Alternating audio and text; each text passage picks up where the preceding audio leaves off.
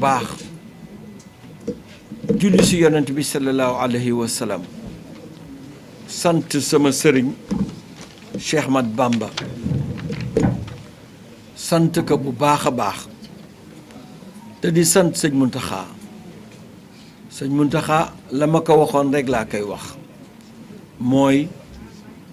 nee naa ko moom xéewal bu yàlla wàcce la pour mu defar askan wi ku fekke Masaalikul Jinaan ku fekke yeneen i jataay ak ku ko déglu daa xam ni kii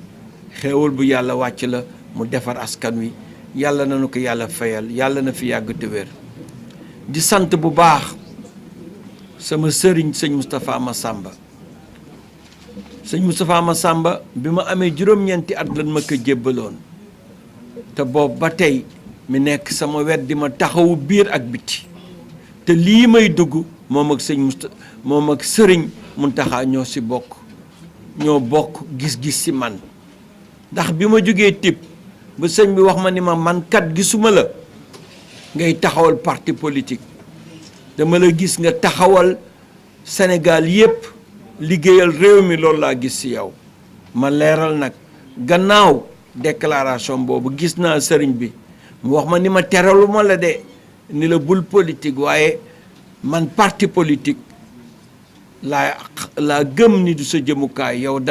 yow Sénégal moo war doon sa parti peuple sénégalais moo war doon sa parti kon waruloo am parti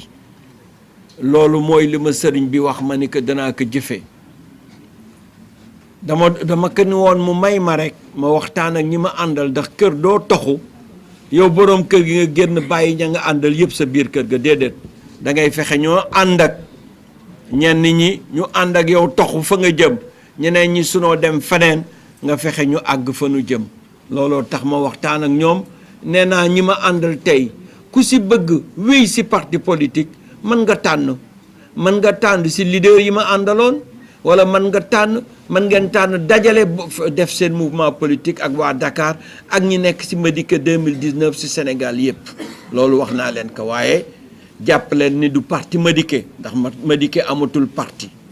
Madické xalaatatul def parti Madické day jëfe ndigal man dama war seet lan la sëriñ bi bëgg ma jiitu ko si waaye su demee ba sëñ bi di ma bëggal dara la ma bëggal mooy li gën si man sama àddina ak alaaxira sëñ bi li ma bëggal moo gën si man àddina ak alaaxira rawatina gannaaw ba ma ko bëggalee dama ñëw sama sëriñ dëggal loolu kon wax dëgg yàlla ma dikkee jëfe rek jëfe ndigal rek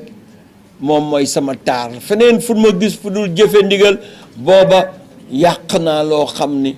kenn du ko mën defar si àddina alhamdulilah bi sama xol bii jëfe ndigal rek a si nekk lii moom laay wax sénégalais yi kon ba li jiitu loolu daje naa ak ñëpp maa ngi daje ñi si ëpp damay continuer gannaaw fii dajeek ñëpp wax leen lan moo waral sama décision bi ñu dégg ko sama làmmiñ jaaduwul rek ñu koy dégg si presse bi dañ ko war dégg sama làmmiñ sant naa bu baax nag waa Touba ndax kat ñoom ñëpp a taxaw li ma am si parrainage si Touba aw ma ko fenn ndax Touba la sama yaakaar jëkkoon jublu am naa ko dëkk yëpp waaye aw ma li ma am Touba aw ma ko fenn kon waa Touba yi ànd ak man rusloowun ma taxaw nañu seen kemtulaay kàttan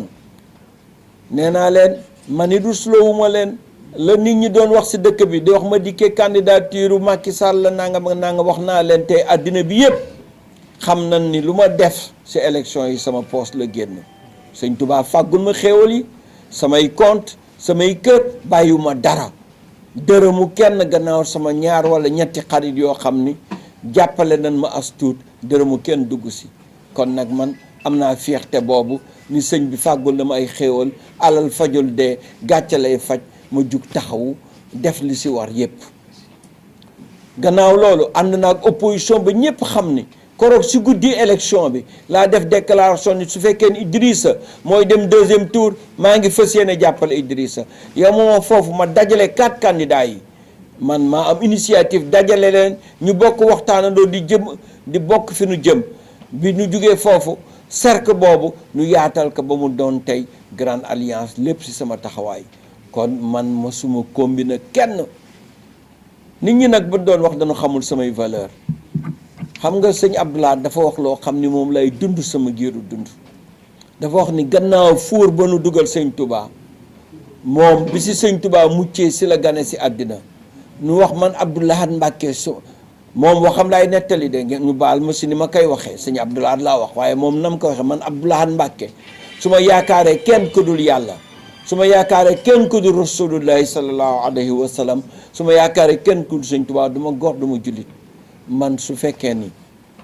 dama am leneen lu may def di ko yëgle ba ñëpp dégg ko ma am ay mbir yoo xam ne maa ngi koy doxale booba ñàkk naa ngor te man mu gëm sëñ Touba di ñàkk ngor ñëpp xam ni man dama bëgg doon nattukaayu ngor képp kuy natt ngor nga ñëw si Madické fekk ni nattukaayu ngor la ndax man ñëppay wax ni Madické mu sëñ Touba taalibe sëñ Touba dafa war gore ni ko sëñ Abdoulaye waxee moo tax sama àddina yëpp ngor laay jëfe fu nu toll dajale naa mbooloo mi yëpp waxtaan ak ñoom maa ngi leen di sant man nag maa taamu déclaration ma defe ko fii Touba ndax ñëpp a xam ni Touba mooy sama base politique ñëpp a xam ni ndigal li Touba la jibee ñëpp a xam ni Touba mooy sama yaakaar àddina ak alaxira moo tax ma ñëw fii def ko fi maa ngi sant bu baax waa Touba dellu nag di sant sëñ Mountakha yàlla na fi yàgg te wér nee naa xéewalu askan wi la yàlla moo ko wàcce pour mu defar askan wi di ñaanal sama sëriñ mu yàgg fi te wér sëñ Moustapha aw ma fayam ba ma amee juróom-ñeenti at fii nu toll mi ngi sama wet te maa ngi nuyu baax communauté chrétienne bi fi nekk ndax man Sénégal yëpp laa boole ñëpp xam na ni fi ma bokk dëgg la ñëpp xam nañ ko waaye Sénégal yëpp laa amal jàmm lu jiitu ma yekk si sama candidature dama dem seeti l'archevêque waxtaan ak moom waxtaan bu am solo seeti këri diine yëpp waxtaan ak ñoom wala leen fàttali sama biir projet de société bëggoon naa taxawal loo xam ni ministère boo xam ne dafay yor mbirum diine loolu yëpp pour wane ni diine daf ma ñor te maa ngi nuyu nit sénégalais yëpp ak foo mën bokk kon sénégalais yëpp maa ngi leen di sant di leen gërëm di sant nag ñi nga xam ni ñoo ma jàppale woon parti allié yi coalition Madické 2019 yëpp maa ngi leen di sant di leen gërëm. Je vous réponds en vous disant je n'ai pas de projet d'avenir. Mon projet est d'être à l'écoute du khalife général des Mourides. Une fois de plus, je suis à l'écoute du khalife général des Mourides. C'est lui qui m'a dit dans une déclaration retransmise dans tous les médias, dans presque tous les médias, pour dire que je devais être au service exclusif du peuple sénégalais. C'est à lui de m'indiquer la manière et les conditions qui me permettront d'être au service du peuple sénégalais. Une fois de plus, je vous ai dit tout à l'heure, je n'ai plus des yeux pour regarder, je n'ai plus des oreilles pour entendre. Je ne vois et que je n'entends qu'à travers les yeux et les oreilles du khalife général des Mourides.